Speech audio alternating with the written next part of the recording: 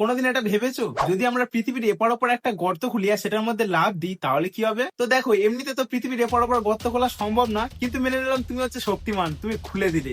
তাহলে তো জেনে রাখো পৃথিবী আলাদা আলাদা লেয়ার দিয়ে তৈরি, আর যখনই তুমি 2-3টে লেয়ার ভেঙে মিডিলে পৌঁছবে না, তখন পৃথিবীর তাপ এত থাকবে ওখানে যে একটা লোহাও গলে যাবে। আর তাহলে তুমি তোমার অবস্থা তো ভেবেই নাও। তো চলো তারপরে ভেবে নিলাম তুমি এমন কোন স্কুট বানিয়ে নিলে যেটা যত খুশি গরম সহ্য করতে পারে। তারপর কি হবে? তো তুমি আবার লাফ দিলে, কিন্তু একটা জিনিস মাথায় রাখবে, তুমি যত নিচে যেতে থাকবে তত তোমার উপর আসা প্রেসারও বাড়তে থাকবে। আর মোটামুটি 50 কিলোমিটার যাওয়ার পর এর প্রেসার 15,000 PSI অব্দি যাবে, আর যেটা তোমার